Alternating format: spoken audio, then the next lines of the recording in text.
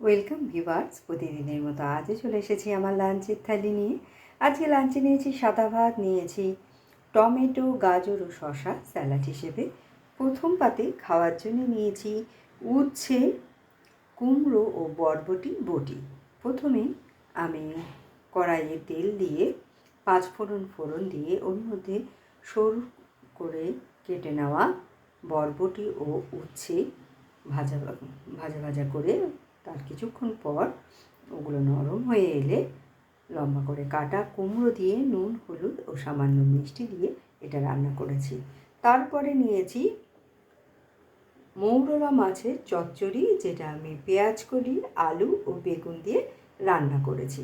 প্রথমে মাছগুলো ভেজে তুলে নিয়ে ওই তেলের মধ্যে কালো জিরে, কাঁচা লঙ্কা ফোড়ন দিয়ে পেঁয়াজকলি ও আলু ভাজা ভাজা করে ওর মধ্যে আদা, জিরে, লঙ্কা বাটা, সামান্য একটু চিনি দিয়ে কষিয়ে আর লম্বা টুকরো করে কাটা বেগুন দিয়ে এটা তৈরি করেছি। আর নামানোর সময় একটু ধনেপাতা কুচি আর ভেজে রাখা মাছগুলো আমি এতে দিয়ে দিয়েছি।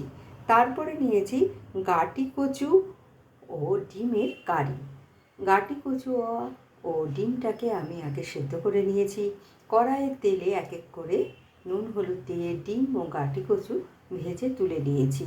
তারপর কড়াইয়ে আর একটু তেল দিয়ে ওর মধ্যে জিরে ফোড়ন দিয়ে পেঁয়াজ বাটা ভাজা ভাজা করে ওর মধ্যে আদা রসুন বাটা, জিরে, ধনের গুঁড়ো দিয়ে মশলা কষিয়ে ওর মধ্যে সামান্য টক দই দিয়ে আমি এটা রান্না করেছি। আর নামানোর সময় দিয়েছি একটু কাঁচা চেরা লঙ্কা আর দিয়েছি একটু গরম মশলার গুঁড়ো।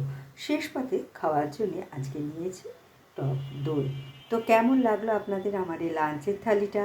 ভালো লাগলে লাইক, শেয়ার এবং সাবস্ক্রাইব করবেন আমার চ্যানেলকে। Thank you for watching.